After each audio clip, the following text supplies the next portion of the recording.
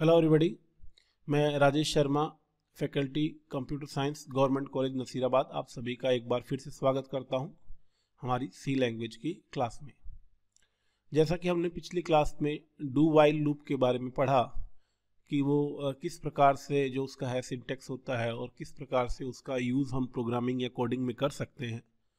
तो आज हम उसका डिटेल्ड कंपैरिजन करेंगे कि जो वाइल लूप है उससे वो किस प्रकार से डिफरेंट है। हालांकि इसकी थोड़ी बहुत चर्चा हमने पिछले लेक्चर में की थी, बट इसमें हम उसको थोड़ा विस्तार पूर्वक जो है वो समझना चाहेंगे। तो अगर हम वाइल और डू वाइल अगर इनके कंपैरिजन में जाएं, ठीक है, सिमिलरिटीज भी हैं कुछ और कुछ चीज़ें जो हैं जो दोनों में अलग अलग हैं और उस वजह से कुछ केसेस में दोनों में फर्क आ जाता है। तो सिमिलरिटी की बात करें तो सिमिलरिटी तो दोनों में, चूंकि दोनों ही लूप हैं, ये एक सिमिलरिटी है, बोथ आर लूप्स। दूसरा कि दोनों जो है जितनी बार, जनरली एक्सेप्शनल केस है वो मैं बताऊंगा, लेकिन जनरली जितनी बार एक कोड को वाइल रिपीट करता है पर्टिकुलर कंडीशन पे, उतनी बार ही डू वाइल रिपीट करता है। यानी अगर वाइल एक लूप को 5 बार चलाएगा तो डू वाइल भी 5 बार चलाएगा, वाइल 10 बार चलाएगा, डू वाइल भी 10 बार चलाएगा। अगर आपका वाइल 100 टाइम्स चलाएगा, 1000 टाइम्स चलाएगा, तो डू वाइल भी उतनी बार ही चलाएगा। तो ये एक सिमिलरिटी दोनों में है कि बोथ आर लूप्स, और दोनों जनरली, एक एक्सेप्शन है जिसकी मैं बात करूंगा, जनरली दोनों किसी भी कोड को पर्टिकुलर कंडीशन पे या सेम कंडीशन पे equal number of times he repeat करते हैं। तो ये तो है दोनों के बीच में जो सिमिलरिटी है वो। अब बात करते हैं दोनों के बीच में डिफरेंस की। तो जो डिफरेंस अगर देखा जाए, ये तो हम छोटे मोटे कई डिफरेंस गिना सकते हैं, लेकिन वो जो डिफरेंसेस हैं वो जिस वजह से उन दोनों के बीच में है, उनमें मेन जो कोज है या मेन जो रीजन है वो एक ही है। हाँ, उसमें बाद में हम डिटेल में कई चीज़ें, छोटी छोटी चीज़ें निकाल बता पाएंगे कि ये भी होता है, ये भी होता है, ये भी डिफरेंस है। लेकिन जो मेन कोज है वो मेन कोज है आपका डू वाइल, वाइल जो है वो एक एंट्री कंट्रोल लूप है, एंट्री कंट्रोल लूप। और जो डू वाइल है वो आपका एक एग्जिट कंट्रोल लूप है।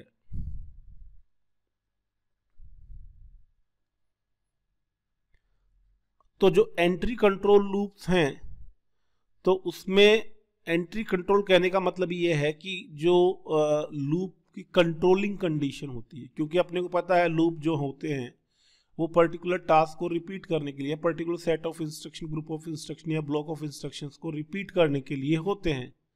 तो वो हम इनफाइनाइट टाइम तक कभी नहीं चलाते। हमारा एक जो है पर्टिकुलर एल्गोरिदम के हिसाब से एक क्राइटेरिया होता है कि हमको कितनी बार उसको चलाना है, और उसके बेस पे हम एक कंडीशन पुट करते हैं जो उस लूप को कहीं ना कहीं फोर्स करती है या कंट्रोल करती है कि उतनी बार ही वो आपका रिपीटेशन करे। तो वहां पे जो कंट्रोलिंग कंडीशन है, यहाँ कंट्रोलिंग कंडीशन जो है वो लूप के स्टार्टिंग में, जो एंट्री कंट्रोल की बात कर रहे हैं, वाइल की बात कर रहे हैं, तो कंट्रोलिंग कंडीशन जो है is put on the starting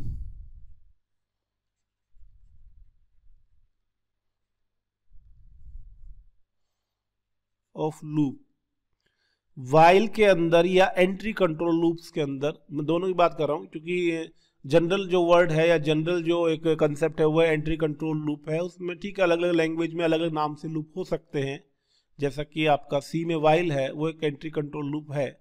तो एंट्री कंट्रोल लूप कहिए या वाइल कहिए सी में, तो वो आपका कंट्रोलिंग कंडीशन जो है वो आपकी पुट की जाती है, लिखी जाती है स्टार्टिंग ऑफ लूप, जहां से आपका लूप स्टार्ट होता है, यानी कि जहां से आपकी जो रिपीटिंग इंस्ट्रक्शंस हैं या जहां से आपको जिन इंस्ट्रक्शन को रिपीट करना है उससे जस्ट पहले। और एग्जिट कंट्रोल के अंदर कंट्रोलिंग कंडीशन जो है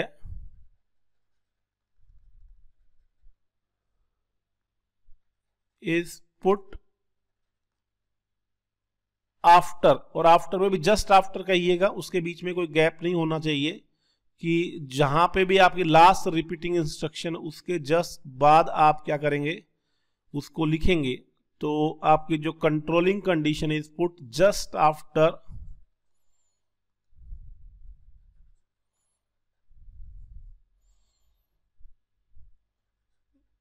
the last instruction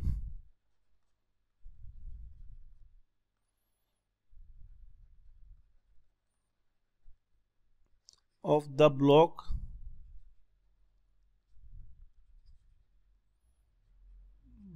of loop to be repeated। और ये चीज हम इसके सिंटेक्स में भी साफ देख सकते हैं कि जब आप while का सिंटेक्स लिखेंगे तो आप देखेंगे कि while का जो सिंटेक्स है वो कुछ इस तरह का है। आप while लिखते हैं, फिर यहां कंडीशन लगाते हैं। कंडीशन का मतलब मेरा यहां पे कंट्रोलिंग कंडीशन से है, जिससे कि आपका ये जो लूप है ये कंट्रोल होगा। और इसके बाद हम लिखते हैं body of loop, body of loop कह दीजिए या ब्लॉक ऑफ लूप कह दीजिए। तो इसके बाद अंदर जो है हम बॉडी ऑफ लूप या वो सेट ऑफ इंस्ट्रक्शन जो कि हमको रिपीट करनी है वो लिखते हैं।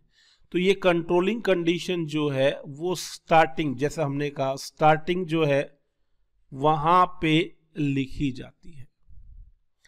अब डू वाइल को देखें तो डू वाइल में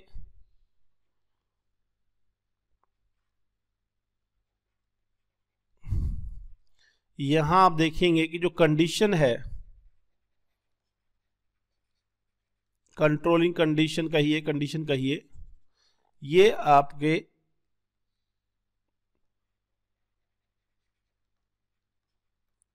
बाद में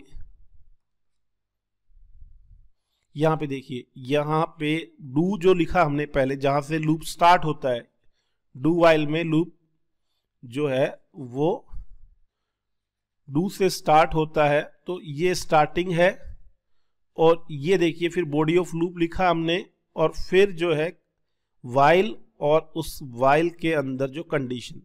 तो यहां जो कंट्रोलिंग कंडीशन है आफ्टर द लास्ट इंस्ट्रक्शन, जैसे मैंने कहा कि आपके जो लूप है उसकी लास्ट इंस्ट्रक्शन के बाद यहां पे देखिए वाइल के साथ ही लिखी जाती है दोनों में, लेकिन वाइल का जो प्लेसमेंट है वो देखेंगे तो वाइल का प्लेसमेंट जो है वो वाइल के अंदर स्टार्टिंग में होता है, जबकि आपके डू वाइल में वो लूप के खत्म होने के बाद होता है। कंडीशन तो वाइल में ही आ रही है दोनों स्थितियों में, लेकिन दोनों में वाइल का फर्क है कि वाइल में लूप में आपका वाइल स्टार्टिंग में आ रहा है, जबकि डू वाइल में वो आपका उस लूप के या सारी जो लूपिंग या रिपीटिंग इंस्ट्रक्शन है उसके खत्म होने के बाद आता है। तो मेन डिफरेंस तो जो है वो आपका यही है। हाँ, अब इसके जो सब सीक्वेंस होते हैं इसकी वजह से जो चीजों में फर्क आता है वो ये आता है कि आपका जो है, अच्छा उसको बताने से पहले एक चीज इसमें नोट जरूर करिएगा आप, कि आप देखेंगे कि यहां जो वाइल है यहां पे कोई सेमीकोलन नहीं लगता है। जो आपका वाइल आपका जो सिंपल वाइल है जिसमें एंट्री कंट्रोल जो कहते हैं हम, तो यहां पे नो सेमीकोलन, यहां पे कोई सेमीकोलन नहीं आता है, क्योंकि जनरली हम सी लैंग्वेज में सेमीकोलन का इस्तेमाल किसी भी इंस्ट्रक्शन के एंड होने पे करते हैं। तो चूंकि यहां पे वाइल टर्मिनेट नहीं हो रहा है, वाइल जो है वो आप देखेंगे कि वाइल यहां पे लिखा कंडीशन है लिखी और पूरा लूप जो बॉडी लूप है इसके बाद यहां ये यहां खत्म हो रहा है, वाइल यहां खत्म हो रहा है। तो यहां पे वाइल और देन कंडीशन आप लिखते हैं तो उसके आगे सेमीकोलन नहीं लगाते हैं, क्योंकि उसके बाद भी लूप का जो है वो पार्ट जारी है और अभी लूप खत्म नहीं हुआ है। जबकि आप ये नोट करिएगा कि जो डू वाइल में है, डू वाइल के अंदर यहां चूंकि लूप खत्म हो गया है तो यहां पे सेमीकोलन लगाना मस्ट है। डू वाइल में सेमीकोलन इज मस्ट, अदरवाइज आपका ये एरर शो करेगा। और लगभग आप देखेंगे जितने भी कंट्रोलिंग आपका जो सीक्वेंस कंट्रोल इंस्ट्रक्शन है सी लैंग्वेज में, जिसमें आपका चाहे इफ हो, इफ एल्स हो या इफ की कोई भी वेरिएशन हो, उसके अलावा आपका लूप्स में चाहे वाइल हो, आगे आप देखेंगे फॉर लूप होगा, या आपका मल्टी ब्रांचिंग में हम स्विच का एक बात करेंगे तो उसमें भी आप देखेंगे तो कहीं पे भी उनके आगे जैसे ही लिखते हैं उनका जो कीवर्ड है और उसके बाद हम जो है वो कहीं भी सेमीकोलन यूज नहीं करते हैं, क्योंकि उसके बाद जो होता है उसका जो पार्ट होता है वो बाकी रहता है, उसमें हम कुछ आगे कुछ वर्क और करते हैं, उसके बाद वो टर्मिनेट होता है। लेकिन चूंकि डू वाइल एक ऐसा जो है वो सीक्वेंस कंट्रोल इंस्ट्रक्शन है जिसकी स्टार्टिंग डू से होती है लेकिन वो खत्म जो है वो वाइल पे आके होता है, और उस वाइल और कंडीशन के बाद में उस लूप का कोई हिस्सा बच नहीं जाता है जो कि उसका पार्ट हो। तो इस वजह से डू वाइल में वाइल के बाद सेमीकोलन जो होता है वो मस्ट होता है। तो ये आप ध्यान रखिएगा जब आप कोडिंग करें सिंथेटिकली कि डू वाइल के आगे जो है वो आप याद से सेमीकोलन लगाएंगे। उसके बाद जो चूंकि एंट्री कंट्रोल लूप और एग्जिट कंट्रोल लूप की बात हमने करी वाइल और डू वाइल में, उसका जो असर होगा, मतलब मेन जो देखा जाए कि पर्पस है इन दोनों का, वो आपको उसको समझना भी जरूरी है। क्योंकि सिंथेटिकली ठीक है वो एक सिर्फ टेक्निकल पार्ट है, उसमें लॉजिकली आप सोचें कि भाई ऐसा क्यों किया, दोनों लूप है, दोनों जो हैं वो आपके चीज़ों को रिपीट करते हैं, इंस्ट्रक्शंस को रिपीट करते हैं। तो इससे फ़र्क जो आएगा कि वो फ़र्क आएगा कि दूसरा मैं बता रहा हूँ अभी यहाँ पे, और ये दूसरा जो है मैं दूसरा नहीं कहूँ तो उसको भी मैं उसी का ही मैं कहूँ कि ये कौन सीक्वेंस है किसका, आपका जो मैंने कहा एंट्री कंट्रोल होने का और एग्जिट कंट्रोल होने का, तो उसका ही कॉन्सिक्वेंस है। और वो ये है कि वाइल जो है वो एक बार भी रन नहीं हो पाएगा अगर कंडीशन इनिशियली फॉल्स हो।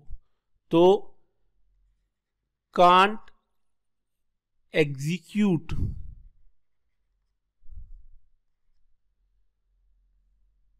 if the controlling condition is initially false।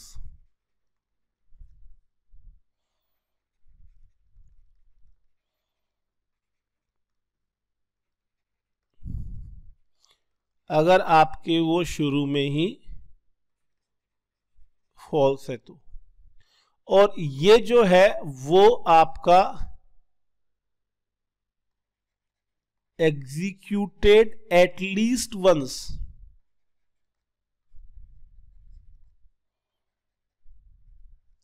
if वापिस वही चीज है, मैं नहीं लिख रहा हूं जैसे पिछले वाले में, if the controlling condition is initially false। अगर आप लूप को कंट्रोल करने के लिए, और डेफिनेटली कोई ना कोई कंडीशन तो आप देंगे, अदरवाइज तो आपका इनफाइनाइट लूप हो जाएगा। तो जो भी आप कंट्रोलिंग कंडीशन दे रहे हैं जिसके आधार पे आपका लूप जो है वो टर्मिनेट होगा या नेक्स्ट इटरेशन में जाएगा। तो वाइल में जो अगर आप कंडीशन दे रहे हैं और वही डू वाइल में सेम कंडीशन दे रहे हैं और कंडीशन ऐसी स्थिति बन रही है कि कंडीशन आपके पहली बार में ही फॉल्स हो रही है, फर्स्ट टाइम में ही फॉल्स है, तो आपका वाइल लूप जो है वो एक बार भी नहीं चल पाएगा और डू वाइल जो होगा वो एक बार चल जाएगा। अब ये जो डिफरेंस है ये आया किस वजह से, वही क्योंकि एंट्री कंट्रोल और उसका एग्जिट कंट्रोल होना। क्योंकि एक में चूंकि कंडीशन पहले ही चेक हो जाती है और उसके ट्रू या फॉल्स होने के बेस पे आगे नेक्स्ट इटरेशन में जाया जाता है, तो उसमें ये होगा कि कंडीशन इनिशियली फॉल्स है तो वाइल तो आपका एंट्री से पहले जब चेक करेगा और फॉल्स उसको मिलेगी कंडीशन, तो वो आपके कंट्रोल को लूप में नहीं जाने देगा। यानी कि किसी भी सूरत में आपका वाइल एग्जीक्यूट नहीं हो सकता, या एक बार भी आपका वो उसके अंदर की इंस्ट्रक्शन जो है वो एग्जीक्यूट नहीं हो पाएंगी अगर कंडीशन इनिशियली फॉल्स है। अगर डू वाइल की बात करें तो डू वाइल चूंकि कंडीशन पहले चेक करता ही नहीं है, डू से सीधा कंट्रोल जो है वो आपके लूप के अंदर आता है। अब लूप के अंदर जब चला गया है और वो चूंकि अंदर कंट्रोल आया तो वो तो सारी स्टेटमेंट एग्जीक्यूट करेगा वन बाय वन और लास्ट तक, और फिर बाद में जब वो लूप का ब्लॉक खत्म होगा फिर वो वाइल में जाएगा, फिर कंडीशन चेक होगी। अब कंडीशन चेक होगी तब पता पड़ेगा ये कंडीशन तो फॉल्स है, लेकिन अब उससे क्या होगा, पता पड़े हो कुछ भी हो, लेकिन वो आपका जो ब्लॉक है लूप का डू वाइल में वो एक बार तो एग्जीक्यूट हो ही चुका है। ठीक है, अगर फॉल्स हो रही है इनिशियली भी पहली बार में ही तो वो दोबारा रिपीट नहीं करेगा, ये तो नियम है सभी लूप्स के लिए, लेकिन दोबारा रिपीट नहीं करेगा, लेकिन एक बार तो वो उसको एग्जीक्यूट कर ही चुका होगा। तो ये जो है वो आपका जो है वो, जैसे मैं एग्जांपल लेता हूं, जैसे मान लीजिए मैंने सिंपली इंटीजर आई, दोनों में एक जैसा एग्जांपल ले रहा हूं मैं, सिर्फ एक में वाइल इस्तेमाल करूंगा एक में डू वाइल। मैंने कहा आई इक्वल टू मान लीजिए ऐसे 100, ये मैंने कोई, अब वाइल में मैं कुछ ज्यादा नहीं लिख रहा हूं, सिर्फ एक प्रिंट स्टेटमेंट लिख रहा हूं और कंडीशन लिख रहा हूं इफ आई लेस देन 10। अब आप देख पा रहे होंगे ये कंडीशन जो है वो आपकी फॉल्स है, और यहां पे मान लीजिए प्रिंट एफ में मैंने डाल दिया हेलो, और बाकी कोई और स्टेटमेंट आप लिखना चाहें तो लिख सकते हैं। ऐसा ही मैंने यहां पे सेम कोड लिखा, लेकिन यहां पे मैंने इस्तेमाल किया डू वाइल, डू और ये वाइल,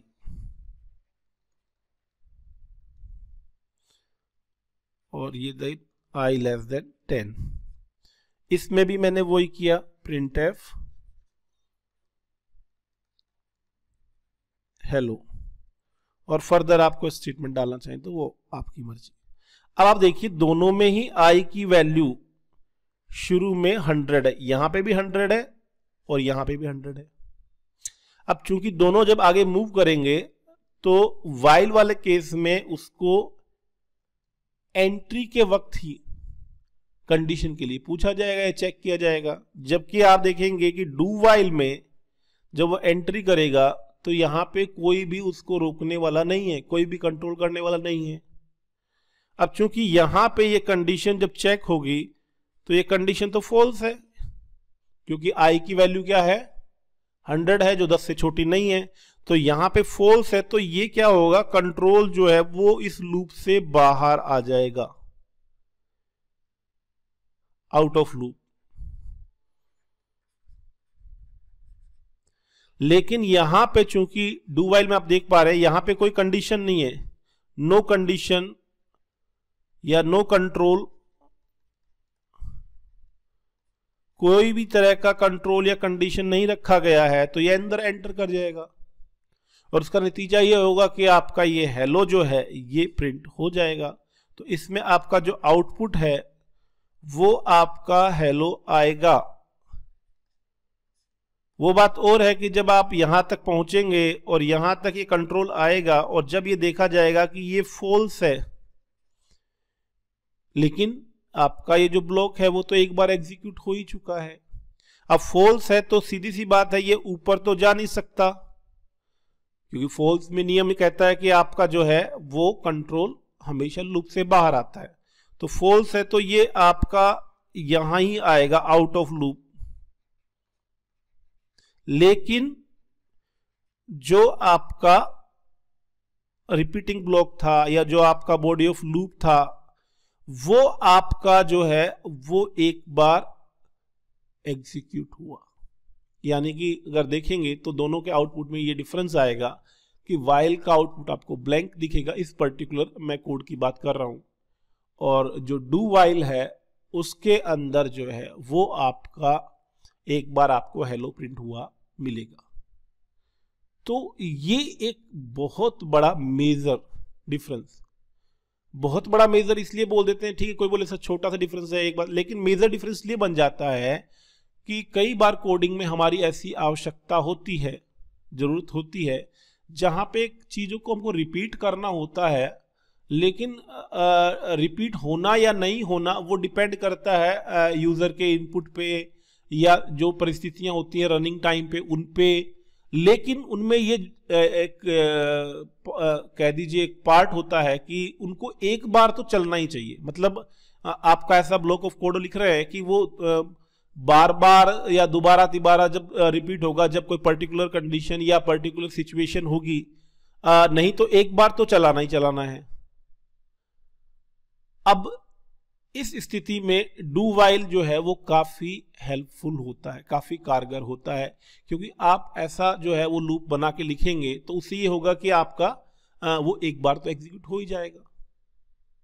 अब दोबारा नहीं करना है। जैसे फॉर एग्जांपल मैं एग्जांपल लेता हूं कि कोई सॉफ्टवेयर आप बना रहे हैं, उसमें कोई बंदा ट्रांजैक्शन करता है। अब उस ट्रांजैक्शन में हम उसको ऑप्शन देना चाहते हैं, पहली बार तो वो ट्रांजैक्शन करेगा ही, उसके लिए इनिशिएट करेगा, उसके बाद वो दूसरी तीसरी ट्रांजैक्शन के लिए भी हम उसको पूछेंगे कि भाई नेक्स्ट ट्रांजैक्शन करनी क्या, थर्ड ट्रांजैक्शन करनी क्या।